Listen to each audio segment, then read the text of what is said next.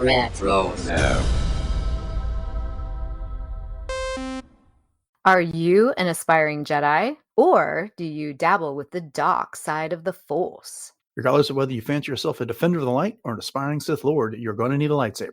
Podcast Stardust is pleased to partner with Saber Masters, the creators of high-quality, durable, and affordable lightsabers. Saber Masters is preparing to launch the Ultimate Lightsaber 2.0, and right now you can get 2 for the price of 1. So, check out the link in our show notes and go get your Ultimate Lightsabers from Saber Masters. And don't forget to use our referral code STARDUST to save $10 at checkout. And each purchase using our referral code helps support Podcast Stardust.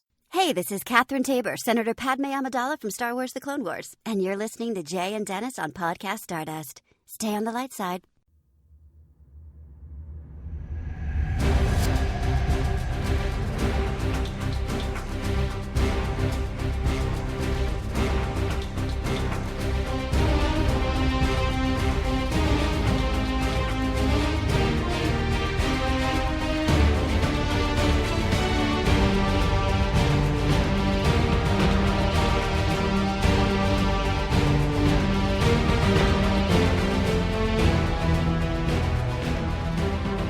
Welcome to Podcast Stardust. This is a fully armed and operational podcast dedicated to Star Wars news, reviews, and discussion. I'm Dennis Keithley. And I'm Jay Krebs. And we're starting the week off with a look at some Star Wars news. But first, Jay, where can we be found around the internet? We can be found every day of the week on Facebook, Instagram, and X at Podcast Stardust.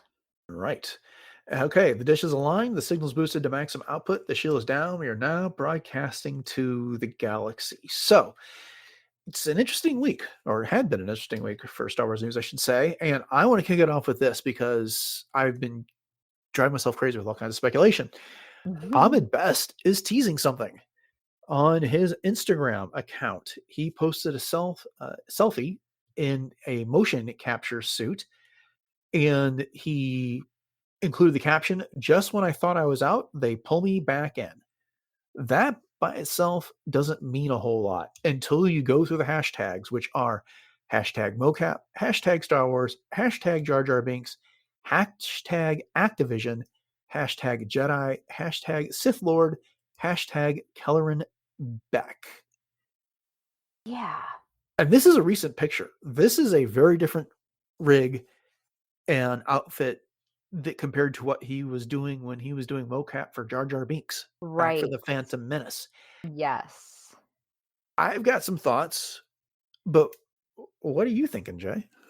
Well, I mean, just the hashtags themselves, and of course the selfie. He's definitely got a lot of buzz generated around this little post of his. So, I was looking around too at some of the other posts that he had with the hashtag. So I was clicking on different things. And of course, I know what mocap is and I know what all of these things are, but I was like, okay, what are some of the more recent things for Activision? And so of course, Activision is video games. So that was the first thing that I thought, okay, there's got to be something going on. But then there's Jar Jar Binks and Kelleran back in here. So is he doing both? Is this for like some sort of a new video game? What is going on? So that was my thoughts. But what about you? Well, I don't know to what extent we can take the hashtags as clues or not, because I did something similar. I looked at some of the hashtags he used. He uses Jedi and Sith Lord an awful lot. And at first I thought, ooh, Sith Lord, is he doing something as a Sith? And he also has been using Kelleran Beck quite a bit, because that's the character he originated for that kids show that they did for Star Wars, Challenge of the Jedi Temple, or what it was called, that they were doing on their YouTube channel. And okay, so there's that. The mocap, that's obviously what he's doing, and Star Wars is what he's famous for. Jar Jar Binks, I think, is a tag he uses because that's one. The whole point of a tag is people can click on that and see posts related to a certain topic, which can be annoying when someone just uses a tag and has nothing to do with the topic that it should be about. But anyways, these are ones he frequently uses. But the thing that makes it stand out to me, okay, there's the Activision thing, which you talked about, which seems like maybe this has something to do with the video game. And then if you look at the picture, He's got the mocap dots all over his face, Right. on his eyebrows, his cheeks, the right below his eyes and around his mouth and at the base of his nose. So I don't think he's doing Jar Jar Binks for mocap there because he's got the camera right in his face, which I remember seeing a similar rig on Vanessa Marshall when she did the motion capture for Hera for Star Wars Squadrons.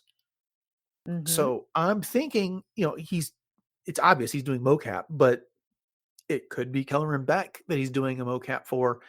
It could be for some other character for a video game. It may or may not be Star Wars at all. I mean, this is not a helpful discussion because it's really not narrowing anything down, but I'm very intrigued by this. I'm really hoping it is something for Star Wars for a video game as my guess.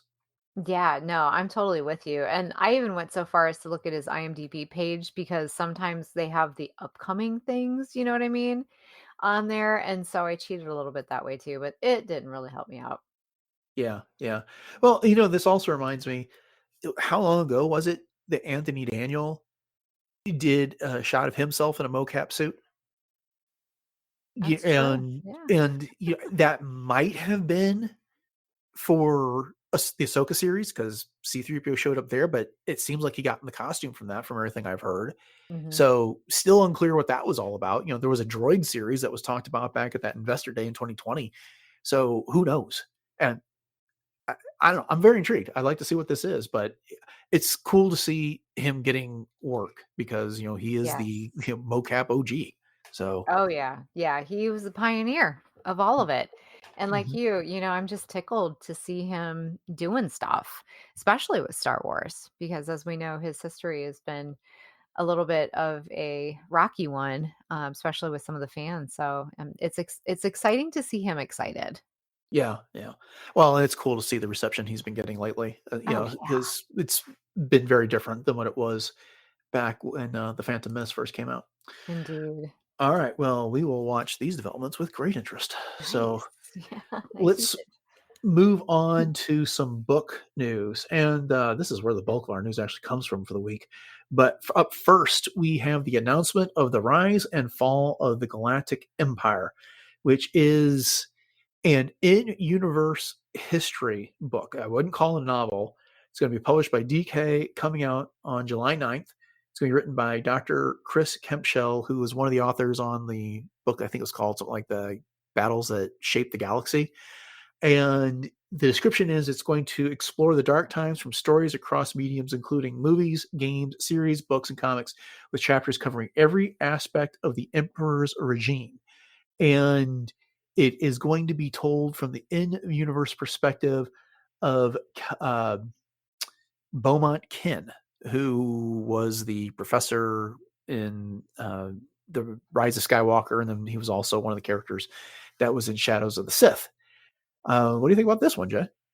This one came out of left field, and honestly, I am so here for this because as the description says, of course, we've had so much media and so many books and things on the rebellion and things from the point of view of the rebellion, but there hasn't really been a whole lot from the perspective of the empire, and I am completely intrigued from the idea that this is being told from the perspective of Beaumont Kin Mhm.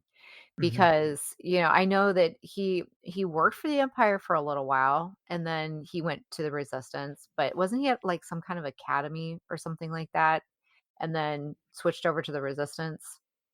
Yeah, right. My memory was he was working for some university, and then Okay. because Luke ran into University. him at that Sith temple that Uh-huh. they unleashed in Shadow of the Empire, and Right. that was the first interaction that they had. So yeah, so I'm really excited about this. I had no idea that this was coming. I mean, we've been covering so much of the media and some of the upcoming things, and this one just sort of kind of appeared out of left field in my Instagram feed the other day, and I was like, "Wait, what? What is this?" But Yeah, yeah, very, very cool. it seems like it could be a pretty cool resource. So Yeah. I didn't buy the Battles That Shaped the Galaxy, or I can't remember exactly what the title of that was, but this one seems very intriguing. So I may be Yeah. pre-ordering this one, but anyway. Okay, well, up next in the book portion of our evening was we got an excerpt from Star Wars: The Living Force. Of course, this is the book written by John Jackson Miller, which is coming out in April. And the excerpt covers the Jedi Council debating what they should do after they've just had a meeting with Qui-Gon Jinn, who is basically, you know, challenged them to do something. And the point that Qui-Gon was making to them is like, the Jedi used to act singularly, follow the will of the Force, and it's become much more of a political body steered to some extent by the whims of the Senate. That it's awfully hard to describe that the Senate has got their fingers in the politics of the Jedi, and so they're trying to decide what to do next. And this is when Mace Windu kind of just challenges them all to go on this mission to this temple. I neglected to note what the world is, but it's a temple Quinn. that's likely going to get closed down. Mhm. And they debate it for a bit. But what'd you think of this excerpt? Yeah, it was the world of Quen, which I was not aware that that was one of the great works of Lena So in Yeah. the High Republic, because I scrolled down past the excerpt and there was a map there, and it went into a little bit of detail on John Jackson Miller's kind of obsession with cartography and maps, which I thought was really cool and I didn't know about either.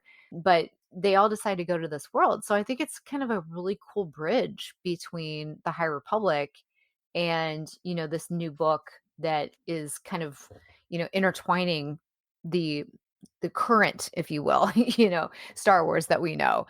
So yeah, so I'm really excited. I think it's going to be a fun little adventure for all of these Jedi. Yeah. One of the things great about John Jackson Miller is he always does his homework, whether he's writing Star Oh Wars, yeah. whether he's writing Star Trek.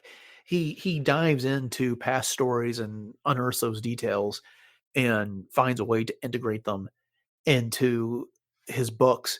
And sometimes he'll find like an obscure episode that you wouldn't have thought would have been the inspiration for anything. And he'll craft an entire story around it here. So it's no surprise that he was able to mine something out of the High Republic and expand it into the prequel era.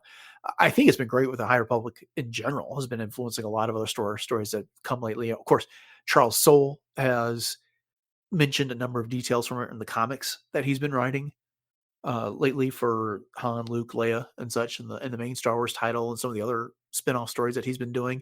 So that's been great. But then it's come up in Dr. Aphra. There was a Nile Path engine that was being put up for Mhm. auction at one point.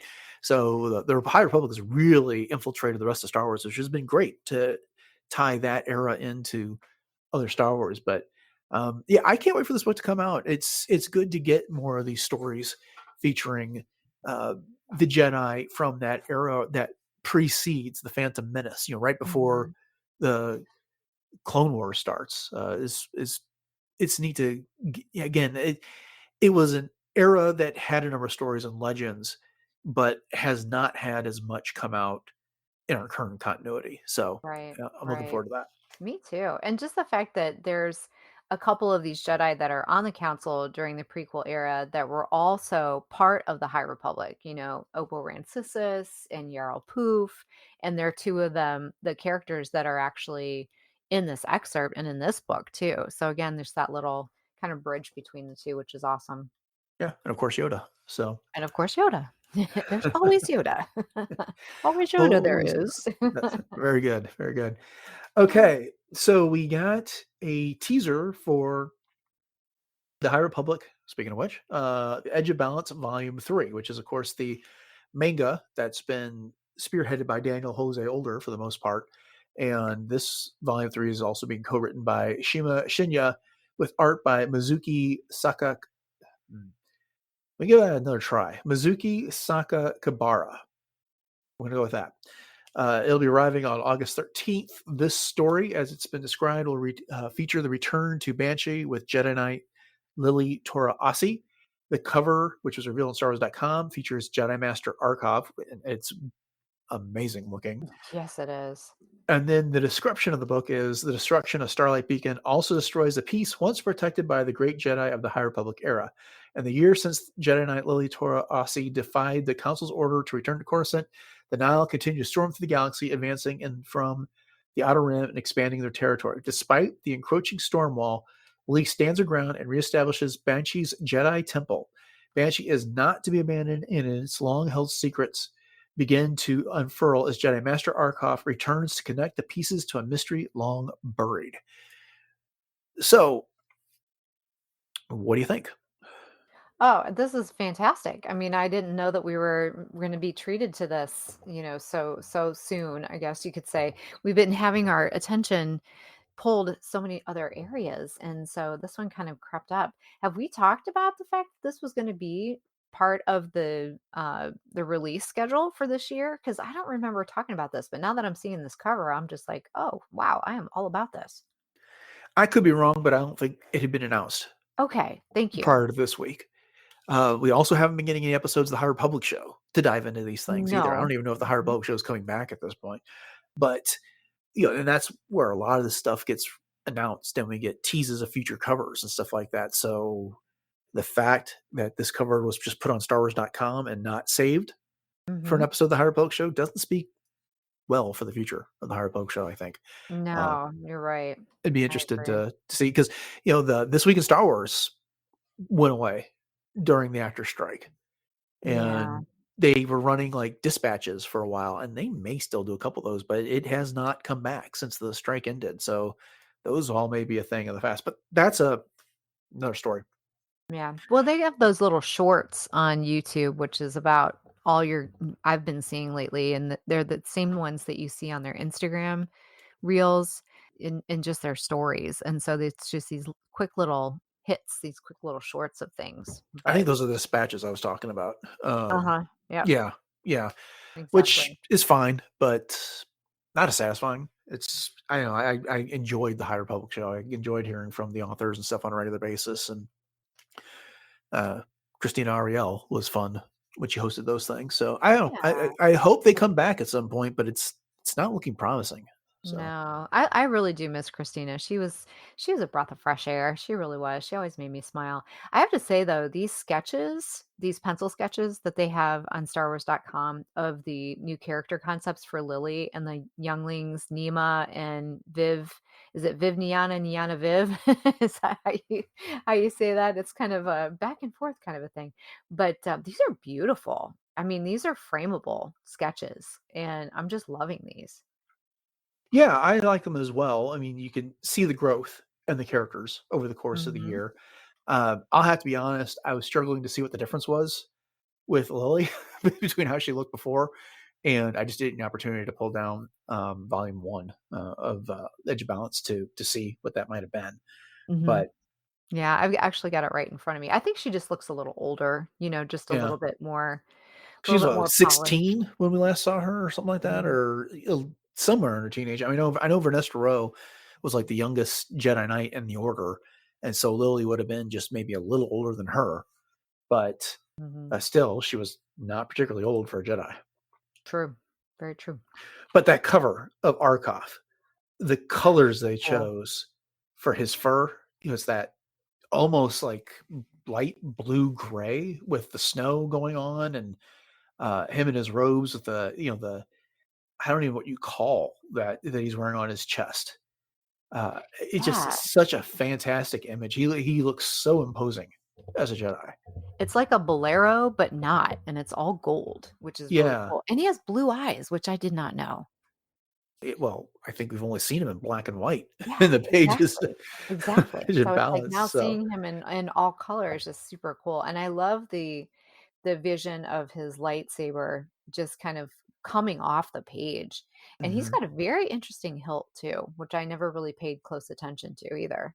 It's like there's big bolts or nuts put on Yes, the side. yes. It Yeah, is. It it's is, exactly. yeah. So interesting. Yeah, I'm looking forward to see the story. Just speculating a little bit here. It's like, despite the approaching storm wall, Lily stands her ground and reestablishes Banshee's Jedi Temple. Banshee is not to be abandoned, and its long-held secrets begin to unfurl as Jedi Master Arkoff returns to connect the pieces to a mystery long buried. Okay, at first I was like, "Huh, I wonder what the mystery could possibly be." But then I remembered in Edge of Balance Volume 2, Jedi Knight, what's his name? Azrael?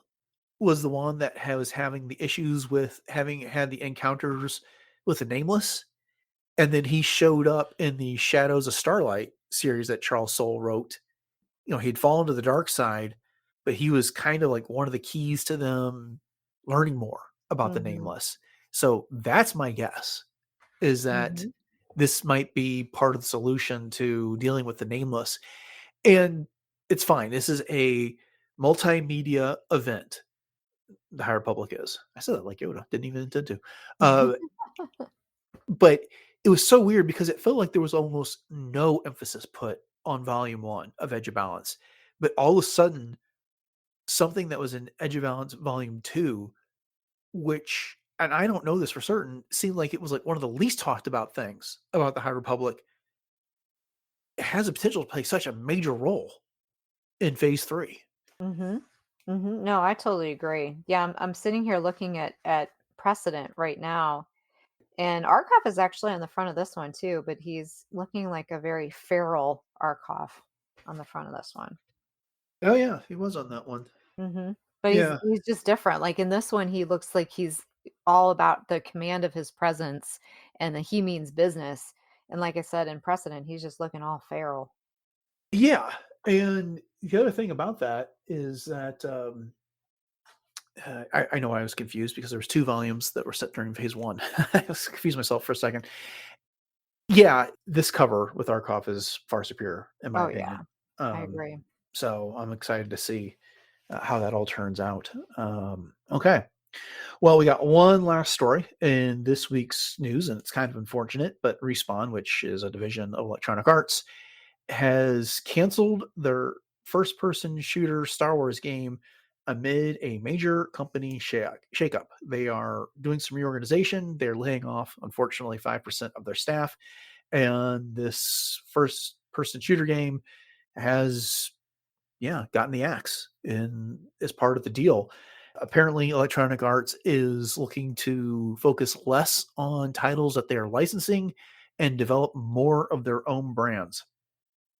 This naturally caused a lot of concern for the next installment of the Jedi series, that follows Fallen Order and Mhm. Survivor. But apparently, that will be unaffected, and it might actually pick up some resources from this game. Uh, some rumors out there was that this game that got canceled was going to feature a Mandalorian protagonist, which, okay, that would have been really cool. And so now I'm really disappointed Right. this is getting canceled. But what do you think about all this? Well, I mean, honestly, I'm not super duper surprised as far as this particular game is sort of lower on the totem pole if you're looking at the different games that we have in Star Wars. And there's no way that if it was going to come between something that is sort of a newer concept and the Jedi Fallen Order, Jedi Survivor series. I mean, those video games have garnered so much attention and so much revenue. And I mean, just even within the cosplay community, people are going nuts, over this. And we Mhm. loved it so much and all the books and everything that supported it. So, for them to take that 5% and say, oh, okay, we have to make these cuts, but we're going to go ahead and, you know, allow this franchise, the Fallen Order slash Survivor franchise to continue, I think is probably a better move, honestly. As much of a bummer as it is to not get a fun first person shooter game with a Mandalorian protagonist. I mean, if I had to, have my druthers, I would rather see this Cal Kestis saga continue personally. Yeah, yeah. I see. I don't know that was necessarily an either or, but I'm with you. If it did come down one or the other, then Just definitely give us slide it. another Mhm. installment of the Jedi series. That's fantastic. I want more of that. But you know, I'm I'm here for Star Wars games, and so Mhm. the fact that we're losing another one, especially, uh, I just would love to have seen the Jedi or the Mandalorian themed type of a game. That could have been incredible. How much we enjoy the Mandalorian and the Book of Boba Fett and stuff like that, but having that type of a character where you could potentially, and this is just me speculating, but upgrade your guns or choose different, whether you're going to want to run with a pistol or you're going to use a pulse rifle or some sort of repeating carbine or something like that. But having those options and different things you could possibly do with your armor, Mhm. whether it's having the singing birds or or what kind of jetpack you're going to use and stuff like that. that's what games offer us these days, which is unlike stuff that we had in the past. So there'd be different guns and stuff like that, but you didn't have the customization options. But getting, the quality of graphics, the quality of storytelling that we get in games now, I just would love to see a game like that. So, I'm lamenting something we didn't have, and quite frankly, I didn't know all that much about prior to this announcement that it was getting canceled. So there's only so upset I could get about it. But again, it's, I'm thinking back to that Star Wars 1313 game that they were making, back in the past, which is, you were going to be doing it was an underworld type of game. And there was actually some footage out there from like an opening sequence when you're ascending that level. And then that game got canceled at one point. So, Oh, yeah. these games are not safe until they're on a release, until they're like Mhm. released. And that's just too bad because now, don't get me wrong, this game was like in its very early stages. So it's not like there's been a ton of work that's been lost, but hey, just one less opportunity for us. Yeah. Well, it is now that you put it that way, it is kind of heartbreaking not to get a Mandalorian because after you run down all the different options, I'm like, oh yeah, he's right. That would have been really cool. Mhm. So this is Respawn. Which is the Outlaws? Is that Ubisoft? Is that who's putting Yes. that one out? Okay. Yeah. So that's a different company. Okay. Yeah. Don't have to worry about that one. So, Yeah. yeah. Well, EEA used to have an exclusive license to put out Star Wars games, but they no longer have that exclusive right to do so. So, Okay. okay. Well, then, that will do it for this week's Star Wars news. Thank you all for joining us on Podcast Stardust as we went through the week's stories. We hope you enjoyed the episode. And if you want to get our weekly take on news, then make sure you hit the subscribe button on your podcatcher for Podcast Stardust, and they'll get downloaded for you automatically every single week. I'd like to remind you can find all episodes of the podcast over on richesapp.com. The entire library is there, not just the last 200 or 300 episodes, which is what most podcatchers carry. And it's home to several other great podcasts covering everything from the MCU and DC to Dune, Star Trek, and a whole lot more. We greatly appreciate your 5-star ratings and reviews on whatever podcatcher it is that you use for your podcasts. Apple Podcasts is especially great for leaving ratings. That really helps us out. And we love it when you share the show and your favorite episodes on social media with your friends. So, Jay, you want to remind everybody what those social media contacts are one more time and where our other homes on the internet are? Of course, my pleasure. So we are very easily found on Facebook, Instagram, and X at Podcast Stardust. And we are also just literally everywhere. So if you would love to share out the show, you can hit us up on Spotify. You can hit us up on both of our YouTube channels. So we have our regular YouTube channel and YouTube Music now as well. And there's some good conversations going on over there. And if you just need some fun ideas for some fun Star Wars things, you can head over to Pinterest where we have tons of boards. And if you like some real time chatter, you can also come to our Discord room on the Retros App Discord server. So we are over there talking about all kinds of stuff. We've been talking a lot about our lightsabers here recently. So if you'd like to get in on that conversation, you can just go to our show page, click on the community tab, and boom, you are there. And then we also have a couple of links for some products that you can snag. So we've got our TeePublic store as usual, which is teepublic.com/user/podcast stardust. And we have 7 different show logo designs available that you can get on everything from t-shirts, sweatshirts, coffee mugs, even baby onesies, tote bags, wall hangings, magnets, you name it. And it's over there. And then we are also proud to partner with Saber Masters, where we are giving a code Stardust that you can put in at checkout, and it'll get you an extra $10 off of your order. And we are proudly sporting our Ultimate Lightsabers 2.0 right now. And Dennis and I both got our lightsabers in the mail, and we have been practicing our twirling and all kinds of fun stuff. So stay tuned for all of that. So sabermasters.com/discount/stardust. And again, you can just put that code Stardust right in the checkout. And that link is in our show notes. So, with that, Dennis, why don't you fill everybody in on what you got going on here coming up in the very near future? Right. So when I'm not talking Star Wars with Jay, I'm talking Star Trek with my wife Beth, and we do that on our Star Trek podcast, which is called Work Trails. It is exclusive to the Retros App podcast feed, so just look for Retros App on your podcatcher choice, and you should be able to find it. Uh, we are not releasing episodes at the moment because there is no current Star Trek, but that's about to change the beginning of April with the release of season 5 of Discovery. So once that's out, we'll start recording again, and we'll be having episodes on pretty much a weekly basis until that ends. If you want to find our past episodes, just go to retrozap.com, look for the Warp Trails page, and they are all there. Jay, I know you keep busy with cosplay. What do you got going on? Oh, yes, always. It's just a ton of fun. So you can hit me up over on my Instagram, which is at j.snipscosplay, and you can catch me as Ahsoka from the Clone Wars, Hera from both Rebels and the Ahsoka series, as well as the Fourth Sister from the Kenobi series, and currently working on my original concept Mandalorian, which is celebrating Tahiri from the Legends line. And so I'm getting there. Check out my work in progress Wednesdays. And my goal is to have that done by Fan Expo Cleveland in April. And April is going to be a huge month for me. I'm starting off in Independence on April 1st to do a cosplay workshop, and I'll have some more details about that coming up soon. And I'm also going to be, as I mentioned, at Fan Expo Cleveland, the Hartville Toy and Gaming Show on April 20th, as well as the Operation Fandom convention in Worcester, Ohio on April 21st. And then we're into May, which is May 4th. Gosh, crazy to think about that that's already around the corner. But once again, J.Snips Cosplay. Okay, upcoming on the show this Wednesday, we are diving back into Star Wars Infinities with a look at the Return of the Jedi story. And then on Friday, it will be covering this week's episode of The Bad Batch. So, thanks for listening to episode 698 of Podcast Stardust, everyone. Have a great week. And until next time, may the Force be with you.